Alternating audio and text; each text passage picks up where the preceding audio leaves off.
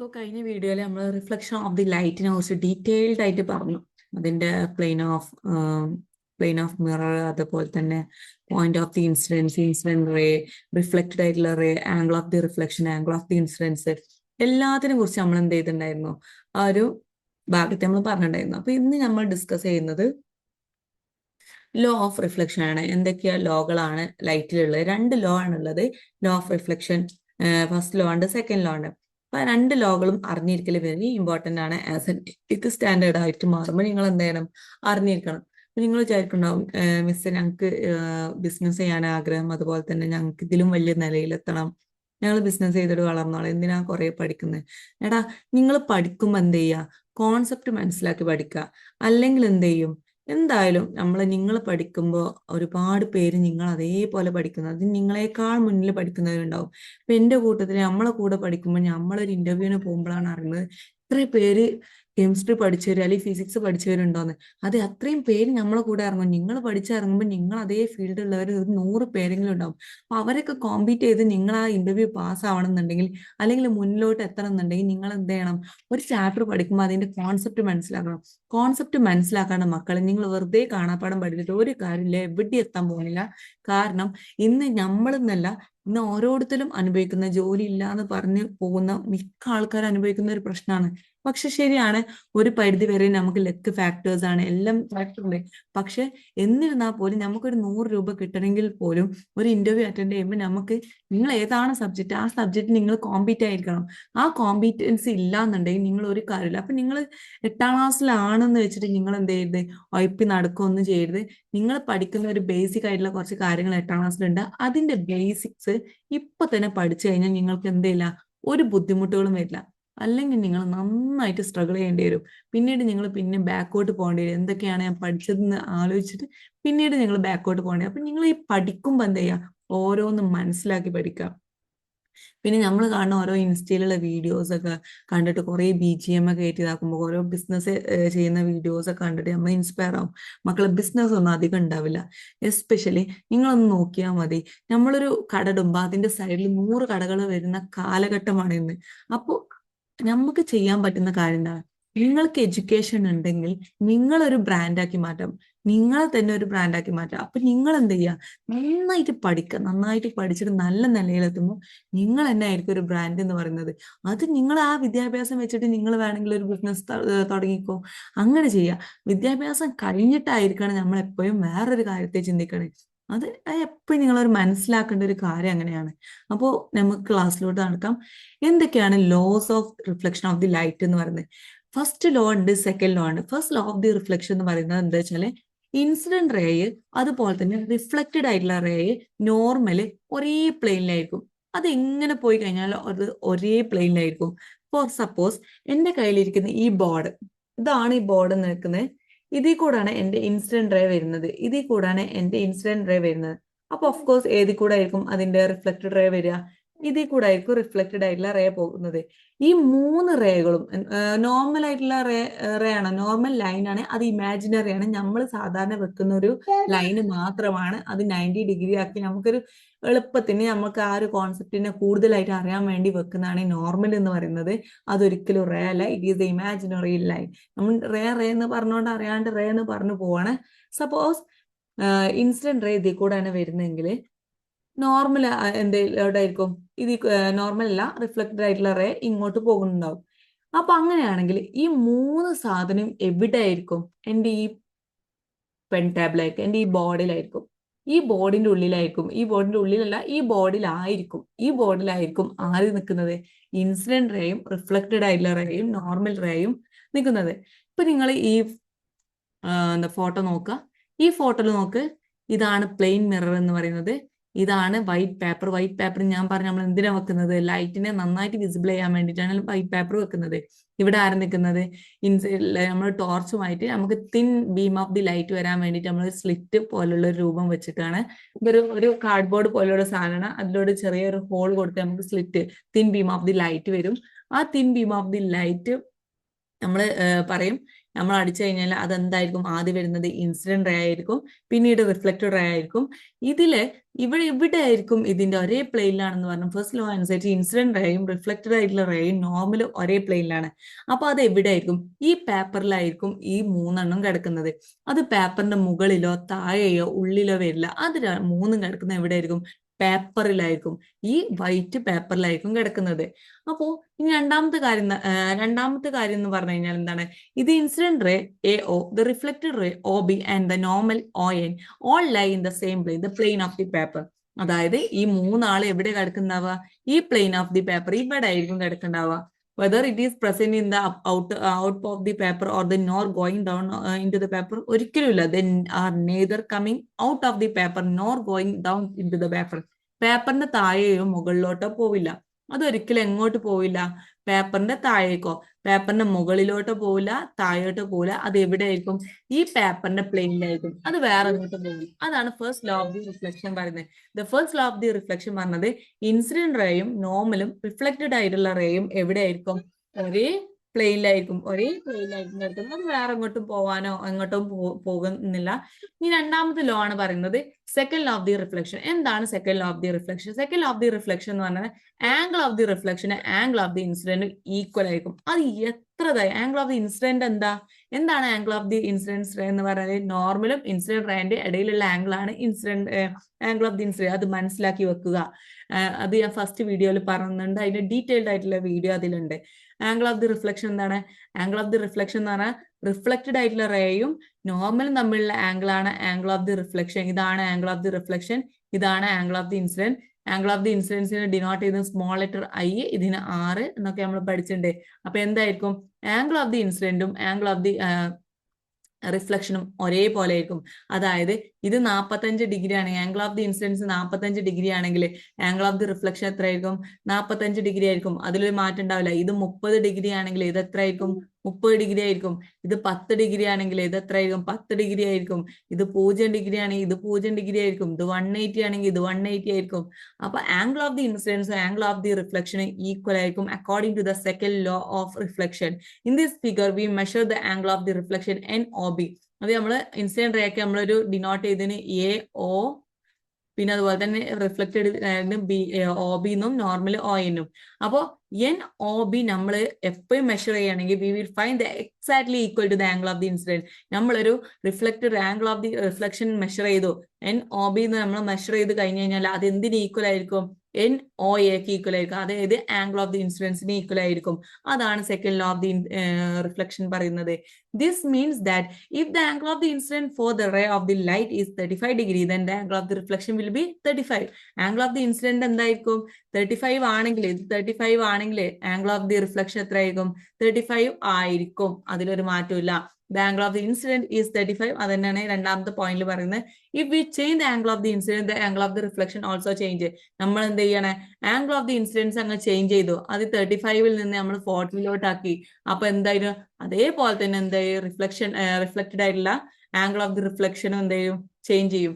അതിലൊരു മാറ്റം ഉണ്ടാവില്ല. അത് നമ്മൾ angle of the incident change ചെയ്യുന്നതിനനുസരിച്ച് തന്നെ ആംഗിൾ ഓഫ് ദി റിഫ്ലക്ഷൻ എന്ത് ചെയ്യും?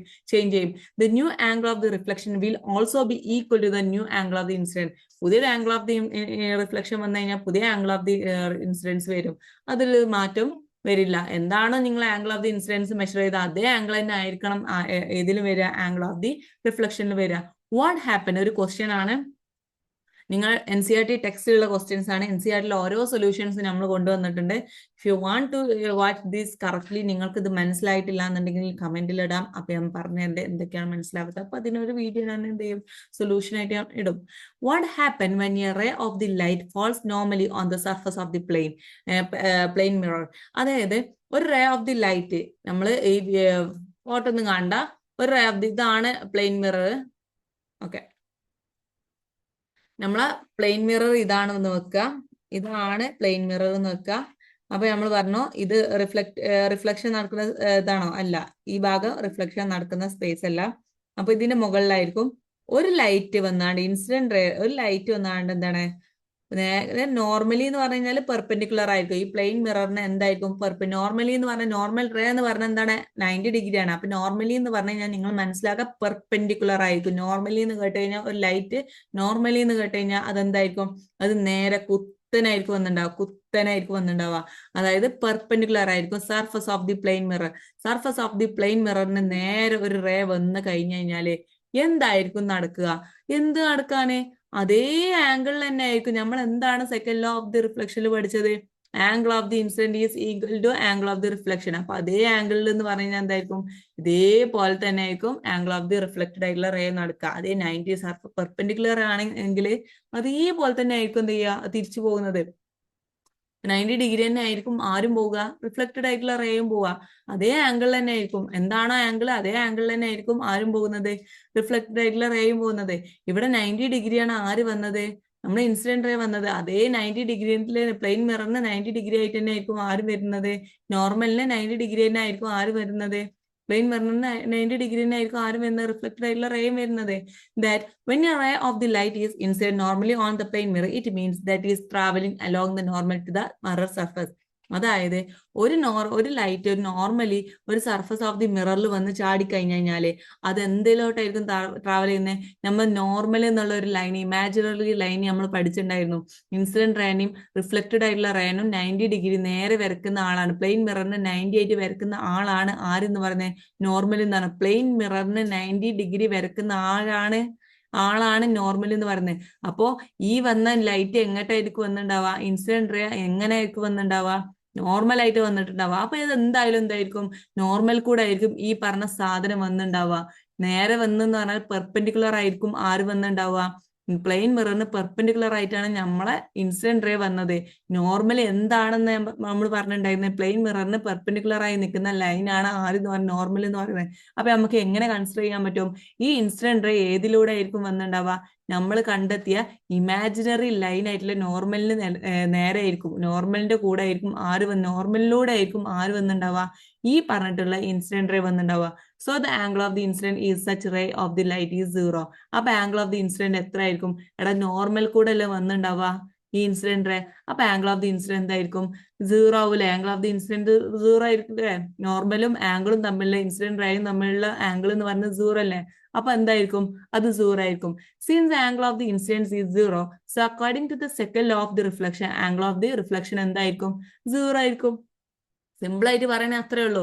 ആംഗിൾ ഓഫ് ദി ഇൻസിഡന്റ് 0 ആയതുകൊണ്ട് തന്നെ angle of the reflection, second law of the reflection അനുസരിച്ച് ആംഗിൾ ഓഫ് ദി റിഫ്ലക്ഷൻ എന്തായിരിക്കും? 0 ആയിരിക്കും. അതിലൊരു മാറ്റം ഉണ്ടാവുന്നില്ല. അപ്പൊ അതാണ് ഈ ക്വസ്റ്റ്യന് ഉള്ള ആൻസർ എന്ന് പറയുന്നത്.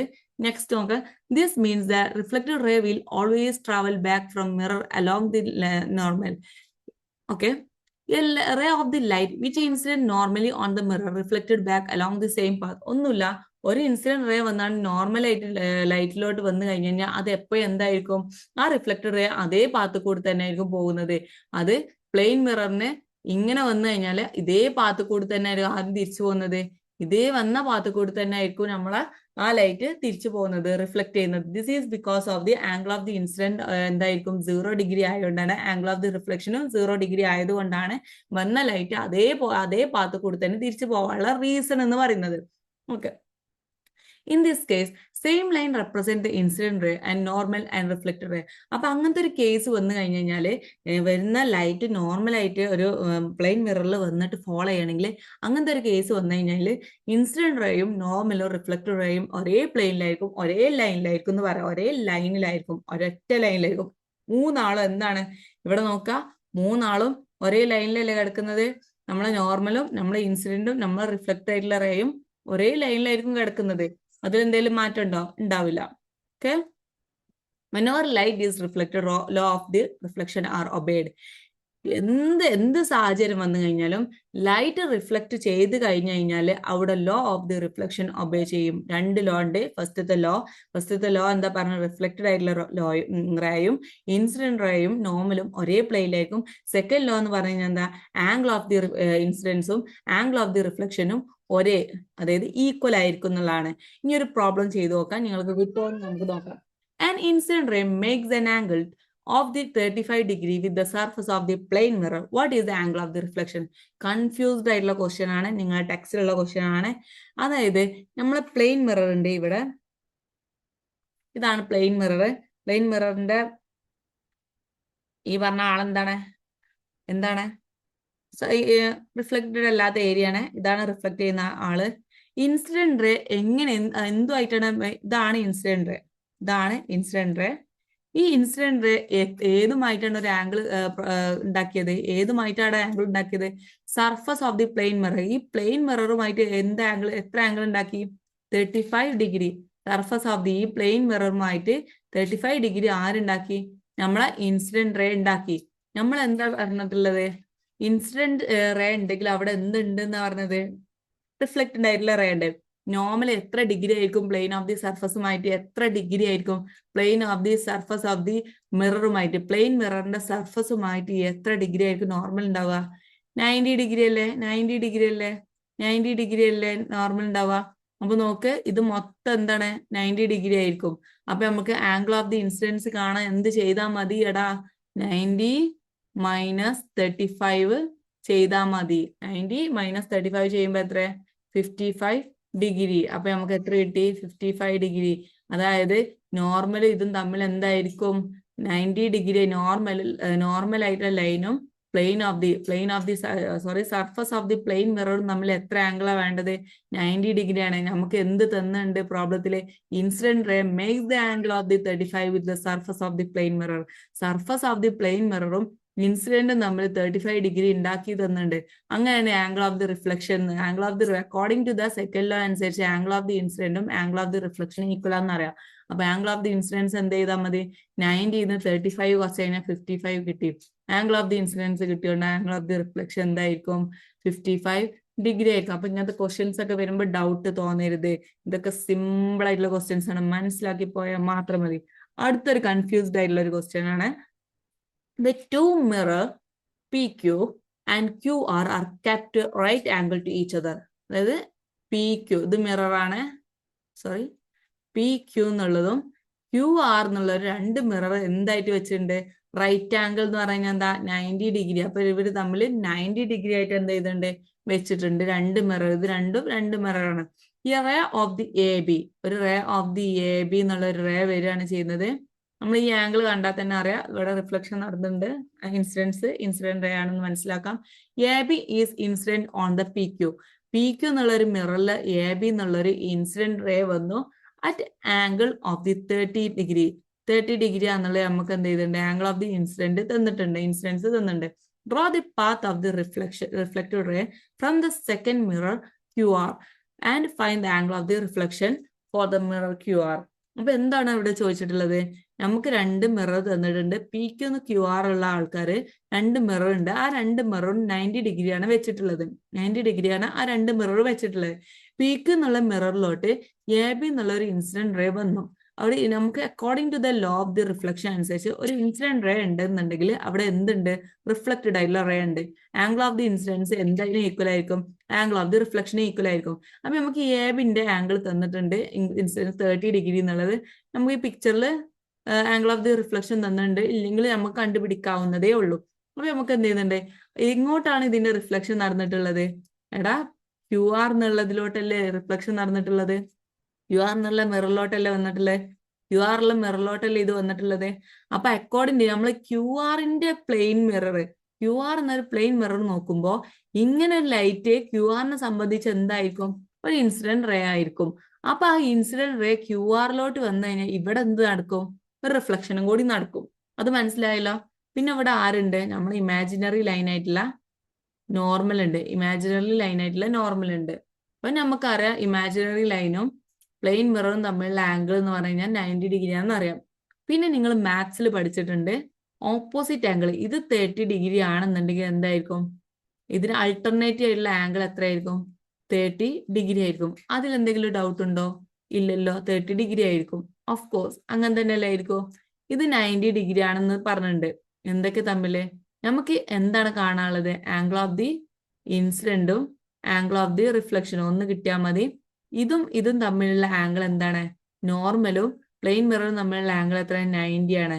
അപ്പൊ അങ്ങനെയാണെങ്കിൽ നമ്മൾ മാത്സിൽ പഠിച്ചിട്ടുണ്ട് അൾട്ടർനേറ്റ് ആയിട്ടുള്ള ആംഗിൾ എന്തായിരിക്കും, ഈക്വൽ ആയിരിക്കും. ഇത് 30 ഡിഗ്രി ആണെങ്കിൽ ഇതും 30 ഡിഗ്രി അല്ലേ. 10ാം ക്ലാസ്സിലൊക്കെ, 10ാം ക്ലാസ് അല്ല, നിങ്ങൾ പഠിച്ചിട്ടുണ്ട്. ഇവിടെ നിൽക്കുന്ന ആംഗിൾ 30 ആണെങ്കിൽ ഇവിടെ നിൽക്കുന്ന ആംഗിൾ എന്തായിരിക്കും, 30 ആയിരിക്കും. അതിന് അൾട്ടർനേറ്റീവ് ആയിട്ടുള്ള ഓപ്പോസിറ്റ് ആയിട്ടുള്ള നിൽക്കുക അൾട്ടർനേറ്റീവ് ആയിട്ടുള്ള ആംഗിൾ എന്തായിരിക്കും, ഈക്വൽ ആയിരിക്കും. അപ്പൊ നമുക്ക് ആംഗിൾ ഓഫ് ദി ഇൻസിഡൻസ് കണ്ടൂടെ.